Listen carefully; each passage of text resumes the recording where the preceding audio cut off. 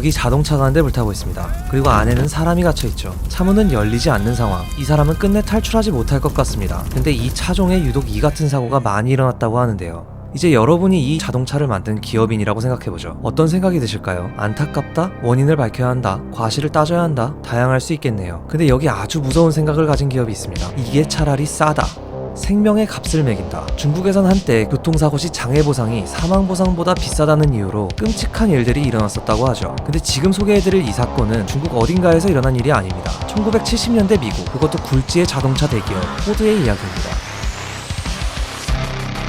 1960년대 후반으로 돌아가보죠. 미국 자동차 시장에는 새로운 바람이 불게 됩니다. 기름 덜 먹고 잔고장 없는 일본산 소형차들이 미국 도로에 스멀스멀 출현하기 시작했거든요. 사실 시장을 장악하고 있던 기존 기업들의 입장에선 엄청난 위협까지는 아니었습니다. 아무리 그래도 미국 자동차들의 점유율은 굳건했거든요. 일본 차의 점유율은 통계에 잡히기도 어려울 정도였습니다. 하지만 기업의 입장에서는 시장에 새로운 형태의 수요가 생겼다는 것을 가만 지켜볼 리가 없었죠. 미국산 자동차라 함은 중형, 대형의 값비싼 자동차를 의미했거든요. 가벼운 소형차의 출현은 곧 새로운 시장이 열렸음을 의미했습니다. 이를 바라보던 포드의 부사장 리 아이아코카는 결단을 내립니다. 우리도 소형차를 만들어야만 한다. 그리고 엔지니어들에게 엄청난 미션을 던집니다. 이른바 리미트 2000, 무게는 2000파운드 이하, 가격은 $2000 이하인 소형차를 만들어라. 그리고 시간은 25개월 주겠다. 그렇게 탄생하게 된 자동차가 바로 포드 핀토입니다. Pinto for 73 at your Ford dealers.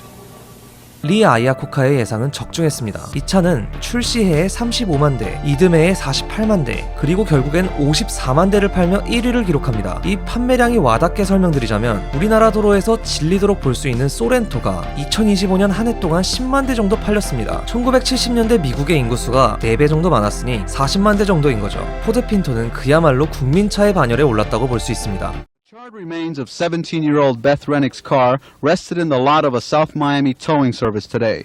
The 1972 Pinto was struck from the rear yesterday. 하지만 수상한 일들이 벌어지기 시작했습니다. 화재 사고였습니다. 사실 핀토의 설계에는 치명적인 결함이 있었거든요. 보통 신차의 개발 시간은 43개월이었습니다. 시간, 돈, 무게 이 세 가지를 극한으로 쥐어짜다 보니 자연스럽게 한 가지가 쓰레기통으로 직행할 수밖에 없죠. 바로 안전입니다. 핀토의 설계도입니다. 이 차의 연료 탱크 위치를 보시죠. 뒷차축과 뒷범퍼 사이에 비좁은 공간에 탱크가 우겨 넣어져 있습니다. 충격을 흡수할 범퍼의 여유 공간은 고작 몇 센티미터에 불과했고요. 이게 무슨 뜻일까요? 뒤에서 누가 살짝만 들이받아도 충격이 연료 탱크로 고스란히 전달된다는 겁니다. 심지어 차축에는 날카로운 볼트들이 튀어나와 있습니다. 후방 충돌 시 이 볼트들이 마치 통조림 따개처럼 연료 탱크를 찢어버렸습니다. 연료가 새어나오고 차체가 찌그러지며 발생한 스파크가 튑니다. 게다가 충격을 받으면 차문이 찌그러지며 열리지 않는 결함까지 있었습니다. 사람들은 불타는 차 안에서 갇힐 수밖에 없었죠. 그렇다면 엔지니어들의 반발이 있진 않았을까요? 그럴 수는 없었습니다. 당시 리 아이아코카는 포드 내에서 거의 신적인 존재였습니다. 그가 이전에 개발한 자동차가 바로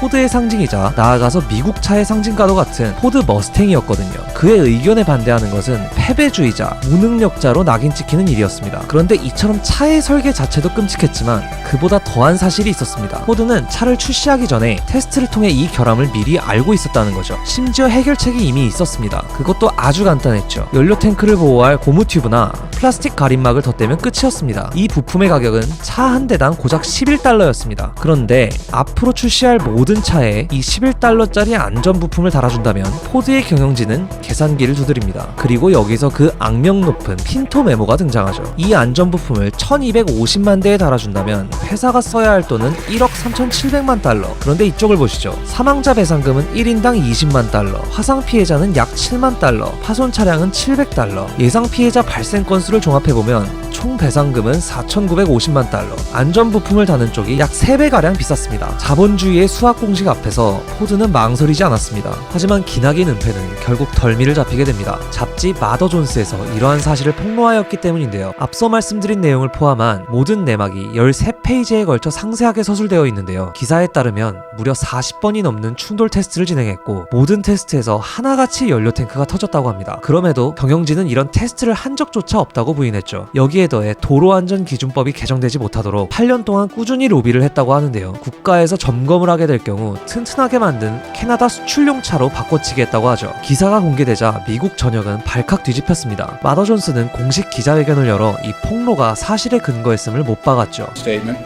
Claiming that our story is full of distortions and half-truths. In light of the fact that our story is based almost entirely on Ford crash tests, Ford internal documents, and interviews with Ford employees. 이제 핀토는 도로 위에 굴러다니는 바베큐라는 조롱거리로 전락했습니다. 자, 이제 정의구현의 시간이 찾아왔습니다. 포드사와 그 내부자들은 어떤 처벌을 받게 되었을까요? 우선 기업에는 역사상 전례 없는 철퇴가 떨어집니다. 제조기업이 과실치사 혐의로 형사 기소된 것인데요. 이는 미국 역사상 살인죄로 기소당한 최초의 사건이죠. 또한 민사소송도 따로 진행되었는데요. 한 소년의 화상 피해에 대해 무려 1억 2,500만 달러라는 징벌적 손해배상금이 책정이 되었죠. 그리고 150만 대에 달하는 핀토를 전량 리콜하게 되면서 천문학적인 비용을 쏟아붓게 된 것은 말할 것도 없고요. 어떠실까요? 이쯤이면 매우 사이다 결말이지 않을까요? 하지만 아쉽게도 약간 찝찝한 구석은 남아있습니다. 어찌 보면 이 모든 사건의 가장 큰 원인이라고 볼 수 있었던 리 아이아코카. 그는 1978년 포드에서 해임이 되었는데요. 이런 이력에도 불구하고 그는 크라이슬러의 CEO로 취임하게 됩니다. 그리고 부도 위기에 처한 크라이슬러를 살려내며 산업 영웅으로 등극하게 되죠. 그의 자서전은 세계적으로 700만 부가 팔리고 베스트셀러 목록에서 무려 39주 1위를 차지하게 됩니다. 그리고 아시다시피 포드는 여전히 굳건하죠. 앞서 말씀드린 과실치사 혐의, 이는 최종적으로 무죄 판결이 나게 되었습니다. 또한 손해배상금 1억 2,500만 달러는 최종적으로 350만 달러만 물게 되었습니다. 무려 97%가 감액된 것인데요.